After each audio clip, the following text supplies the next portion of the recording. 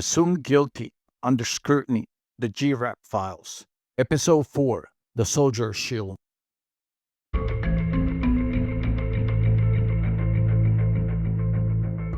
Welcome back to Presumed Guilty. I'm your host, Roger Warstone. In episode 3, we laid bare the scapegoat protocol. We exposed how the military's top brass, desperate to cover up a billion-dollar failure caused by their own incompetence and the illegal DocuPack contract, turned the investigative machinery of CID against me. They subpoenaed my bank records, put me under months of humiliating surveillance, and tapped my phone in an unprofessional, wasteful dragnet aimed at forcing a crime into existence. Yet, as I sat in isolation, waiting for the system to indict me, I realized a critical truth. They found nothing. CID combed through my finances and found nothing wrong. They watched my movements, even catching me at Dave & Buster's with my kids, and found nothing illegal. They listened to my private conversations and found nothing criminal. Despite all my expense and effort, my integrity remained intact. So the focus shifted. The investigation moved from my actions to the integrity of the people I had recruited, my soldiers. Having failed to build a case against me directly, CID began applying pressure where it matters the most, on the young men and women who have placed their trust in me. In this episode, we will detail the true scale of my recruiting success and the lengths CID went to in order to manufacture a criminal narrative. They began interviewing my soldiers and asking questions designed to sink my career.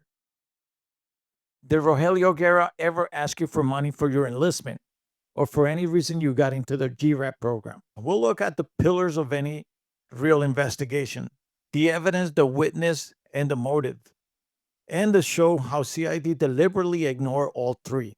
I'll reveal how many soldiers I brought into the Guard, how many were involved in GRAP, and the painful truth about how many were coerced into saying anything negative about me. This pressure on my soldiers was the ultimate betrayal. It forced me, the soldier they tried to label a criminal, to become the investigator they actually needed to step up and shield the very people the system was trying to destroy to save its own face. This is the story of the soldier's shield. This segment is the unwavering evidence. CID built its narrative on a simple assumption: a highly successful recruiter must be corrupt. In their minds, my success could only be explained by fraud, but they quickly ran headfirst into a wall called evidence, or in my case, the complete lack of it. They were hunting for a high-profile thief, but their attempts to catch me were laughably inept. They seized my financial records, digging for illicit transfers, kickbacks, or sudden unexplained windfalls. The financial review: a clean slate. The result of the financial review was simple: zero evidence of criminal activity. I wasn't making illegal money from GRAP.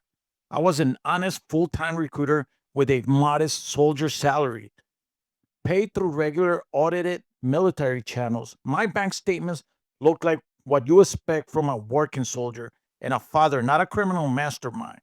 Besides, you can tell my soldiers I never took any money. They talked to over hundreds of soldiers.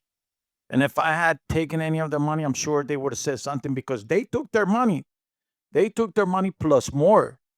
They had to put them through a whole lot. You'd think I'm going to keep quiet. If I given money to somebody else, I would have said something. And when they called me and they asked me, I always told my soldiers to tell the truth and nothing but the truth. And they recorded that. This failure was especially significant because CID brought a pre-existing bias into my case. In earlier GRAP cases across the country, some recruiters had been caught taking kickbacks, even depositing their soldiers' incentives checks directly into their own accounts. CID saw those cases and simply assumed the same pattern must be happening with me. They poured federal resources into proving a narrative that never fit my reality. And all they confirmed was my financial integrity. They didn't find a money trail leading to me because there wasn't one. Crucially, my leadership style was the exact opposite of what they expected. I was the kind of leader who refused to let my soldiers pay for my meals or my entertainment. That was never my way. If anything, I gave more than I took. I handed out cigarettes when they needed them and bought them coffee all the time. Beyond those small daily expenses, my commitment extended to the toughest logistical challenge transportation. I was one or the only recruiters in that era who will take up an early drill weekends, drive to my soldiers' home, pick them up, and then take them back to their house after drill was over, no matter what, and no matter how far it was. The longest drives were usually for the guys coming out from Atlantic City area. Sometimes they stay with a buddy here in Philadelphia somewhere the night before to make it easier on me, but I still had to manage to, find my way to take them back to Atlantic City that Sunday night. That was my promise to them. If they committed to the guard, I will commit to them. I kept them motivated, kept them in good standings, and yes, they remember who to send their friends to. My reputation was built on service and reliability, not on kickbacks or coercion. CID went looking for a predator skimming money from soldiers and instead found a provider burning hundreds of miles on his car to support his team. The field investigation, a waste of taxpayer dollars. Their operational surveillance was just as fruitless. For months, agents followed me, tapped my phone, and tracked my car. They hoped to see meetings with shady contacts, cash exchanges, or any hint of suspicious behavior. What did they actually see? They saw me driving to work, driving home, taking my daughters to Dave and Buster's, living the life of a dedicated, honest father and soldier. They uncovered no criminal behavior, no secrets meeting, no cash drops, only the ordinary routines of a man doing his job and caring for his family. Their unprofessional, heavy handed operation didn't just fail to prove their case, it became negative evidence against their own theory. They burned massive amounts of taxpayer money for surveillance that produced nothing but mundane details, and still they refused to admit they were wrong. The scale of success. When they couldn't build a case based on the money or any of my movements, CID was forced to confront the real reason. I was a person of interest, my success. To understand what they were trying to dismantle, you have to look at the numbers and the context. During the GRAP era, I was one of the top recruiters in my state. I personally enlisted hundreds of soldiers into the Army National Guard. Out of those hundreds, only a fraction, a relatively small, manageable, were associated with the GRAP program.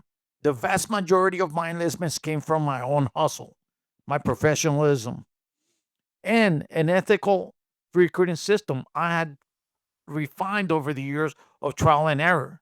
I built relationships, followed up, mentored prospects, helped solve their transportation issues, and made myself available. That system worked, and it showed. In a climate where leadership expects fraud, my success looked like a statistical anomaly. They saw a high number and jumped straight to guilt. In reality, those numbers were just testament of persistence, trust, and integrity in a flawed environment. Having failed to break my personal integrity with evidence, CID pivoted to their less most cynical option. They would try to break the integrity of my enlistments. They focused on the small group of soldiers who had used GRAP, hoping to extract a statement they could twist into a crime. The investigation stopped being about discovering the truth and became about coercing a single soldier into saying I was guilty. That was the line they chose to cross. And that's what we are exposing in this episode.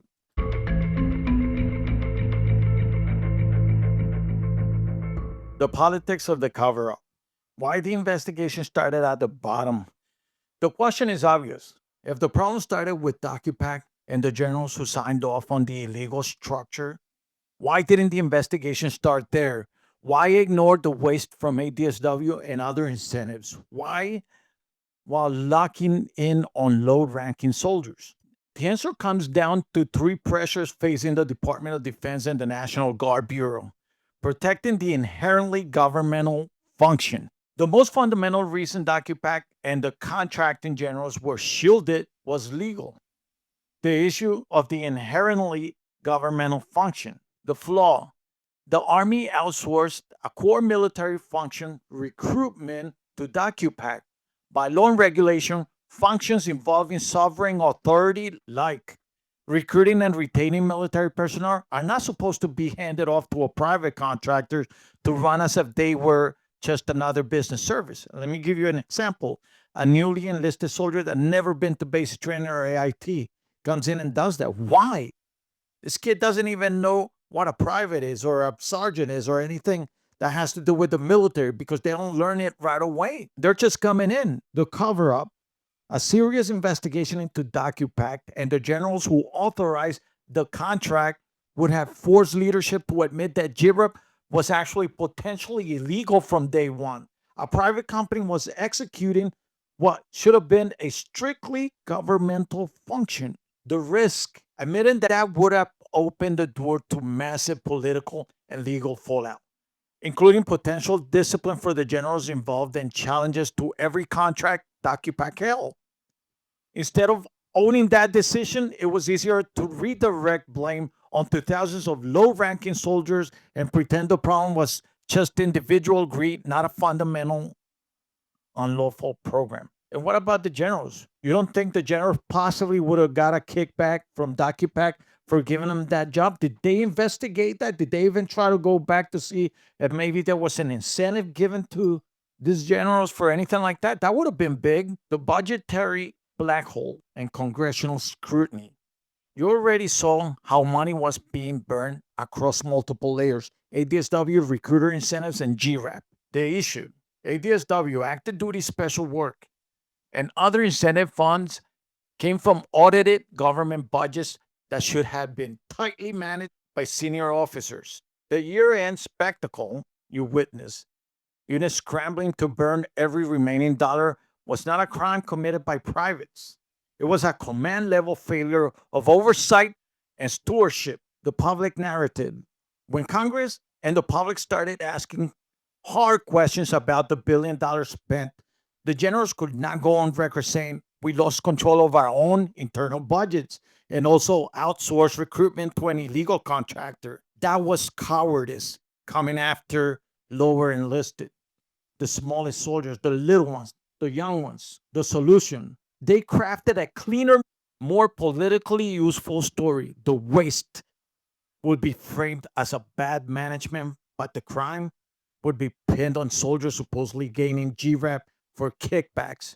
By narrowing the spotlight to fraudulent kickbacks at the lowest levels, they separated leadership's waste from the rank and file's alleged greed. The move protected careers at the top and stopped deeper scrutiny into how internal military funds had really been managed. Look, you guys that are on the top, look at what's happening today. Today is December 2025. You have a Secretary of Defense that made a call to eliminate boats in the Caribbean, and he's blaming their own generals after all the other generals that were good decided to get out because they were going to be crucified if they didn't align with their bigotry orders to do what was wrong, but to them it was right.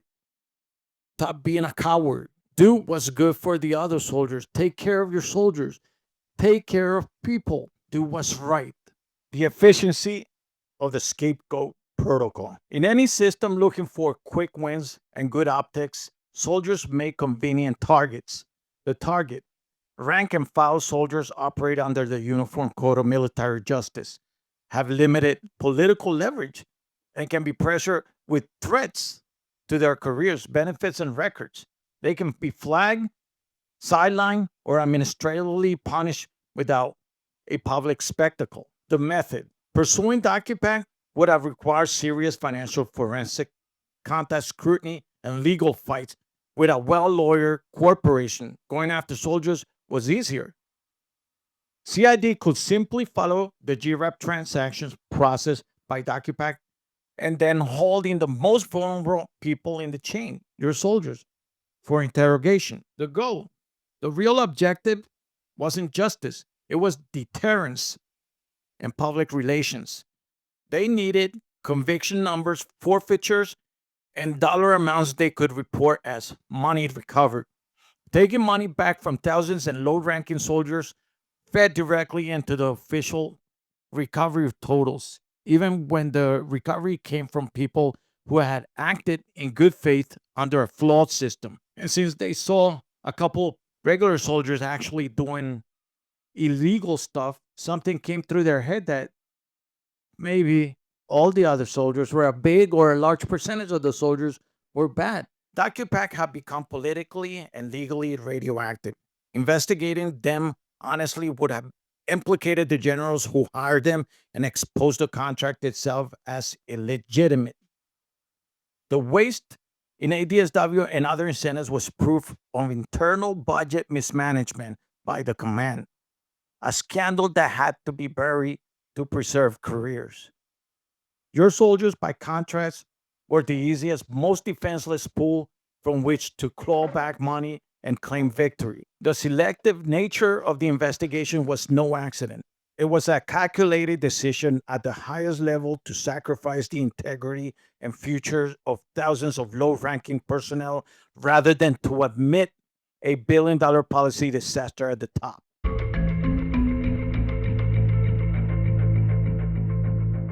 This segment is the punitive process and conclusion. CID failed to find evidence against me, and they failed to coerce a credible witness out of my soldiers.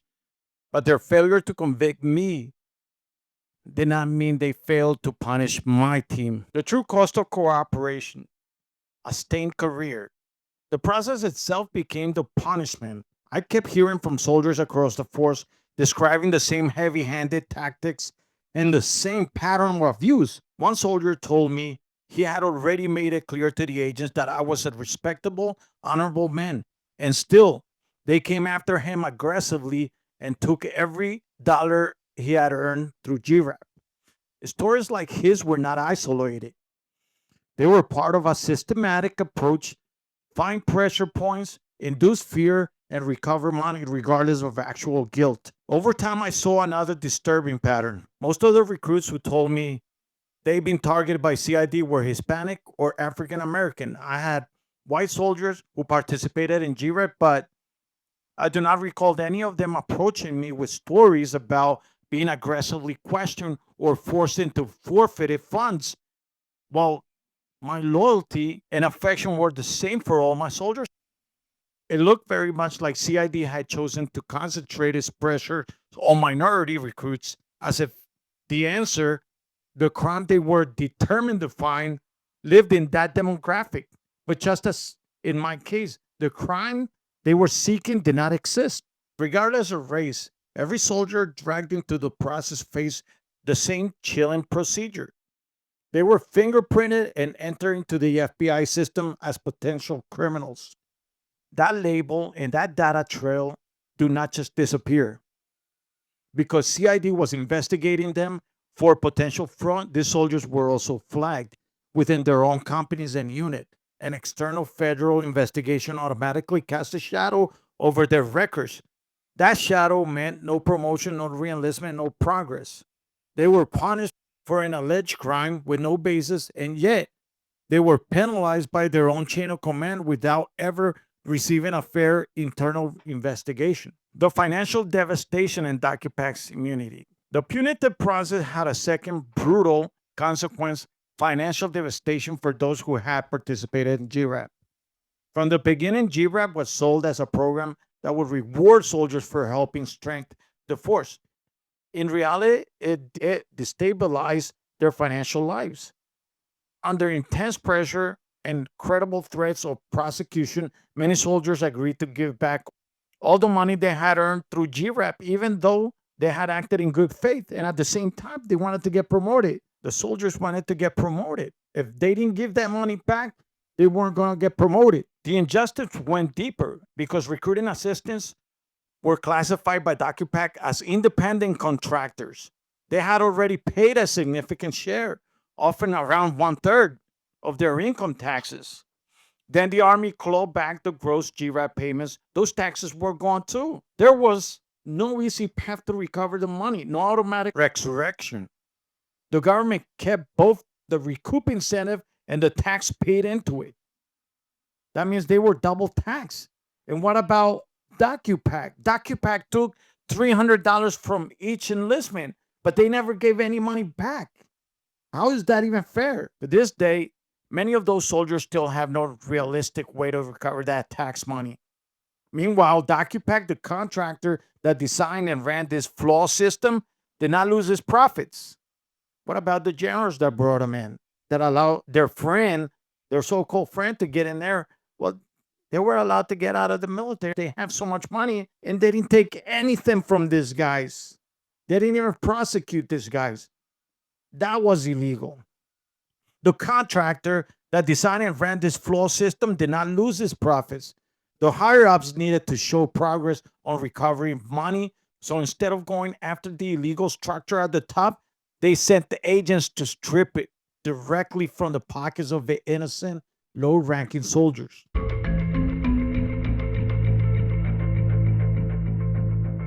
This here's the closing. In the end, CID's case against their person of interest collapsed on every pillar. That's me.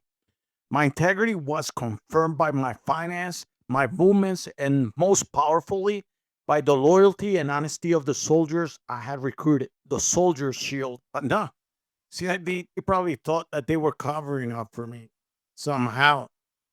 But the broader fight had only begun. My case was just one skirmish in a much larger coordinated campaign by high ranking officials against their own troops. CID failed to indict me, but the machine still found ways to punish the people around me. My mission could no longer be just survival. It had to be understanding how the system was still targeting my comrades and what it would take to protect them. To do that, I had to launch my own investigation. Next week, in episode 5, the administrative gauntlet. The fight moves from shadowy CID operations to the direct bureaucratic punishment delivered by my own command, having failed to prove a crime. CID intensified the pressure on my unit to make sure I was punished administratively. We will walk through the moment my unit learned about the investigation, the methods they used to strip away my career, and the full scope of the administrative gauntlet they threw me into. Subscribe to Presumed Guilty Under Scrutiny to hear how I turned the tables on my accusers and began fighting for justice for all the soldiers who were fingerprinted, flagged, and financially ruined by a system determined to protect itself at their expense.